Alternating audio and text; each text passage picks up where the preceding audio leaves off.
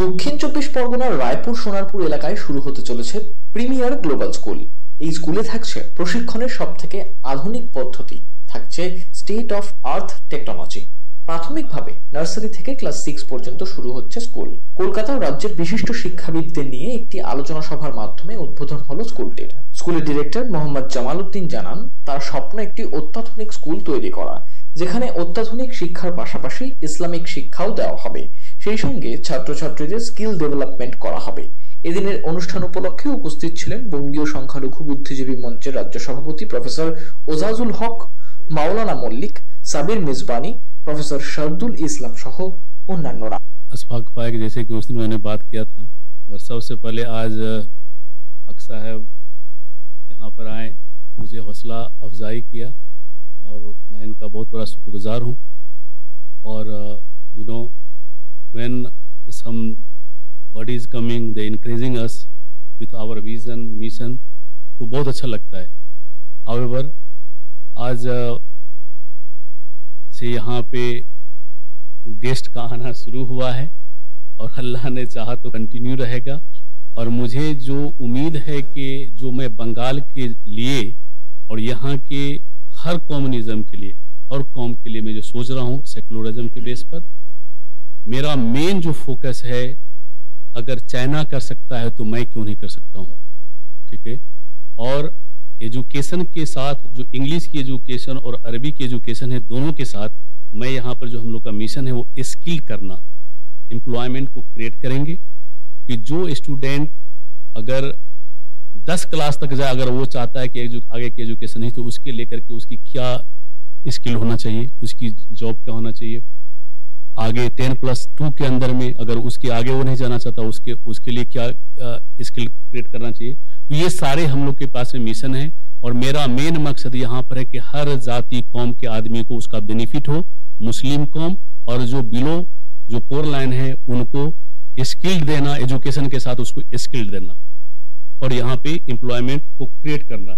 तो हम लोग वो करेंगे। जो मेरे पास में 30-40 प्रोडक्ट की जो चाइना करती है उसको जो है ना हम यहाँ पे मैन्युफैक्चरिंग भी करेंगे और उसकी जो है ना यहाँ पे मैं ट्रेनिंग दूंगी, उसका एजुकेशन भी दूंगा। जी, अभी फिलहाल टेम्पररी जो नर्सरी टू 6 हुआ है और इसके अंदर में जो नर्सरी टू 4 है वो बच्चे डे बोर्डिंग होंगे और 5th और 6th के अंदर में अगर अवेलेबल पूरे बच्चे होते हैं तो फिर उसका जो हॉस्टल भी है यहाँ पे।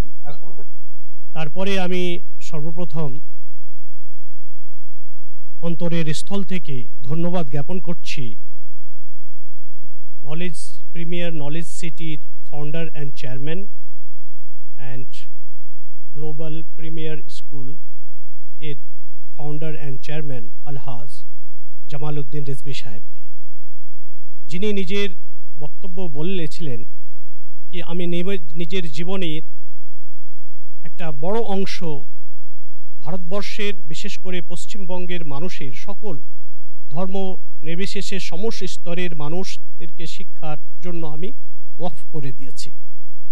তিনি বললেন কি আমি মূলত একজন বিজনেসম্যান, ইন্ডাস্ট্রিয়ালিস্ট, এনআরআই। ওনার বহু জায়গায় ব্যবসা রয়েছে, হংকং, তাইওয়ান, আমেরিকা, তারপর বাংলাদেশ ইত্যাদি অনেক। সেখানে উনি কিন্তু বিলাসবহুল জীবনযাপন করতে পারতেন, কিন্তু না, সমস্ত কিছু ত্যাগ করে ভারতবর্ষের বিশেষ করে পশ্চিমবঙ্গের মানুষদেরকে সুশিক্ষিত করার জন্য, শিক্ষার জন্য নিজের জীবনকে উৎসর্গ করেছেন। তার জন্য ওনাকে আরেকবার আমি ধন্যবাদ জানাচ্ছি। এখানে মূলত 2024 এবং 25 শিক্ষাবর্ষের শিক্ষার নার্সারি থেকে 6 পর্যন্ত স্টার্ট হয়ে গেল। এরপরে আরও অনেকটা ফেজ আছে। মূলত এই প্রতিষ্ঠানটা প্রায় 30 একর, তাই তো 30 একর প্রায় 90 বিঘা জমির ওপরে এই বিস্তৃত বিশাল একটা ক্যাম্পাস। সেই ক্যাম্পাসে অনেক উদ্দেশ্য আছে। এখন আপাতত স্কুল, পরবর্তীতে ল কলেজ, তারপরে হতে পারে মেডিকেল কলেজ, টেকনিক্যাল কলেজ ইত্যাদি। ওনার মূলত উদ্দেশ্য হলো কি ছেলেদেরকে প্রথমে শিক্ষা, এমপ্লয়মেন্ট এবং স্কিল্ড কারিগরি শিক্ষা। তো এখান থেকে সবথেকে বেশি উপকৃত হবে এই কলকাতা এবং কলকাতার আশেপাশে জেলার লোকেরা। তাদের সকলকেই আমি বিশেষ করে আবেদন করব কি এই যে একটা শিক্ষার প্রতিষ্ঠান, এবং এই শিক্ষার প্রতিষ্ঠান কেবলমাত্র শিক্ষার জন্যই, কোনো ব্যবসার উদ্দেশ্যে নয়। এখানে যাবতীয় যেটা আয় হবে সেটা শিক্ষার উদ্দেশ্যেই ব্যবহার হবে। তার পাশাপাশি এর ফাউন্ডার, এর প্রতিষ্ঠাতা উনি বললেন কি আমি নিজের জীবনের অর্জিত একটা বড় অংশ আমি এখানে ডোনেট করছি। তো তাই যারা আছেন তাদের সকলকেই বলবো, সকল ধর্মের মানুষদেরকে বলবো, সে হিন্দু হোক, খ্রিস্টান হোক, মুসলিম হোক, এখানে আসুন। একটা আদর্শ শিক্ষার ব্যবস্থা রয়েছে, এবং এর পাশাপাশি যারা একটা মাদ্রাসাতুল বানাতেরও উনি প্রপোজাল রেখেছেন, তাজবিজ রেখেছেন, সেটাও খুব তাড়াতাড়ি শীঘ্রই শুরু হবে। আরেকবার আমি আমার অন্তরের স্থল থেকে হাজি জামালউদ্দিন এবং ওনার সকল টিমকে ধন্যবাদ জানাচ্ছি। আজকে আমার খুব ভালো লাগছে এখানে এসে। জামাল ভাই এত সুন্দর একটা এডুকেশন হাব তৈরি করেছেন, তার নলেজ সিটি নাম দিয়ে, প্রিমিয়ার যে নাম উনি দিয়েছেন। এবং আমার ওনার সবথেকে ভালো লেগেছে ওনার সেকুলারিজম, মানে ধর্ম নিরপেক্ষতা।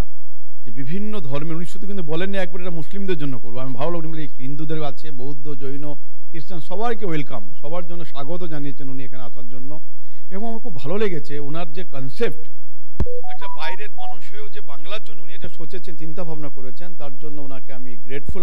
আমার গভর্নমেন্টের তরফ থেকে ওনাকে আমি ধন্যবাদ জানিয়েছি যে উনি এত সুন্দর একটা কাজ এখানে করছেন। কাদের জন্য করছেন? বাংলার মানুষের জন্য। এখানে তো ইউপি থেকেও পড়তে আসবে না, বিহার থেকেও আসবে না, কেউ ঝাড়খণ্ড থেকেও কেউ আসবে না।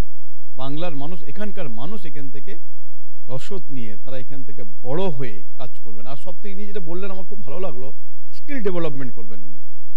যে শুধুমাত্র যে আমরা শুধু ভাবি গভর্নমেন্ট জব, এখন গভর্নমেন্ট জবের কিন্তু আস্তে আস্তে বন্ধ হয়ে যাচ্ছে, হচ্ছে না সেইভাবে। উনি কিন্তু সব তার ছেলেদের ক্রিয়েটিভিটি, এবিলিটি জাজ করে একটা এক্সপার্ট টিম থাকবে, তারা বিজনেসের জন্য তাদের তৈরি করা হবে। এই একটা যে স্কিল ডেভেলপমেন্ট, এটা কিন্তু সচরাচর আমরা দেখতে পাই না। এটা উনি করছেন। উনি ল কলেজও ওনার চিন্তাভাবনা আছে, মেডিকেল কলেজও চিন্তাভাবনা আছেন, গার্লস ইউনিট একটা করবেন, বিজনেস হাব তৈরি করবেন, এখানকে এমপ্লয়ি বাড়বে, এমপ্লয়মেন্ট তৈরি করবেন উনি। সব কিছু যে কনসেপ্ট, আল্লাহ পাক ওনাকে কবুল করান। আমি গভর্নমেন্টের বহু জায়গায় আছি, যদি ওনার আমার যদি হেল্প লাগে, আমি মানসিকভাবে, শারীরিকভাবে এবং আমরা সব কিছু দিয়ে ওনাকে আমরা সাপোর্ট দেবো, আমরা সাহায্য করবো ওনাকে। আমরা নিশ্চিতভাবে আমার সঙ্গে আছেন এতশলক সাহেব, আমাদের সেলিম স্যার সাহেব, আমরা এসছি একসঙ্গে, আমরা টিম ওয়ার্ক। আমি নিশ্চিতভাবে এই ব্যাপারটা নিয়ে আমাদের সকলে, যিনি এডুকেশন নিয়ে খুব চিন্তাভাবনা করছেন, আমাদের সকলের নেত্রী মমতা বন্দ্যোপাধ্যায়, ওনাকে নিশ্চিতভাবে আমি সুযোগ পাই, ওনাকে আমি বলবো। আমাদের যুব নেতা অভিষেক বন্দ্যোপাধ্যায়কেও আমি এটা বলবো, এবং আমি চেষ্টা করব যে ওনাকে নিয়ে ওনাদের সঙ্গে বসানো। কারণ এই চিন্তাভাবনা উনি কেন, একে ডেভেলপমেন্ট কী হবে, বাংলার মানুষ এতে এফেক্ট, ওরা এর থেকে সাহায্য পাবে স্বাভাবিকভাবে। আমার খুব ভালো লেগেছে এখানে এসে। ওনাকে আমি আরেকবার ধন্যবাদ দিব জামাল ভাইকে, যে এত সুন্দর একটা চিন্তাভাবনা নিয়ে উনি কাজ করছেন। কোনো রকম ব্যুরো রিপোর্ট, চ্যানেল 10।